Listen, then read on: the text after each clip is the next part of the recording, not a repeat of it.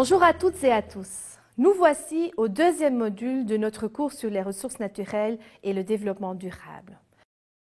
Dans ce module, nous allons aborder l'une des problématiques les plus épineuses qui ont animé l'actualité sur les ressources naturelles au cours des dernières années.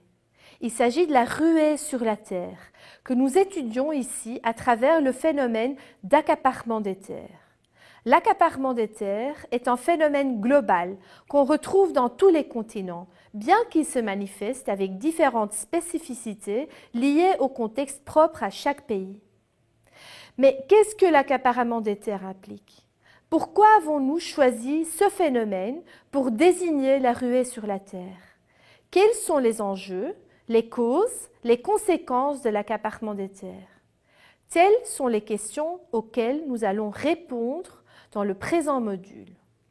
Le module commence en vous apportant une définition de ce que le phénomène d'accaparement des terres veut dire. Comment ce phénomène se montre au niveau mondial? Ensuite, nous allons analyser les causes de l'accaparement des terres. Nous allons étudier les raisons qui poussent les investisseurs à l'accaparement des terres.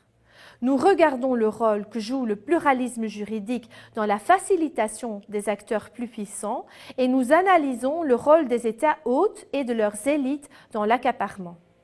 Ensuite, nous abordons les conséquences de l'accaparement des terres.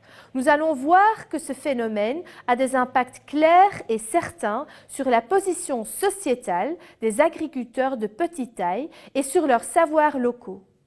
De plus, l'accaparement a des impacts sur la sécurité alimentaire, des impacts environnementaux et le phénomène peut être relié avec l'émergence de conflits et même d'instabilité politique.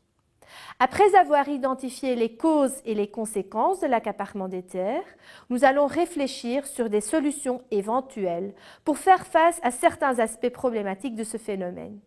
Nous partons du débat sur le partage versus la préservation de la terre.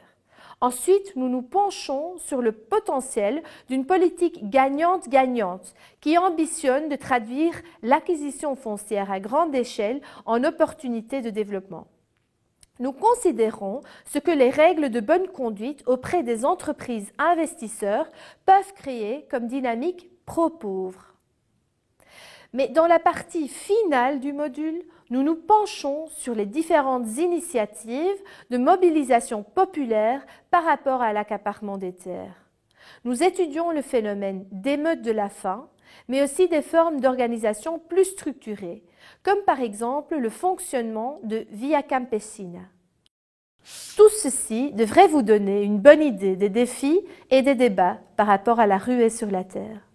Je vous souhaite un très bon apprentissage.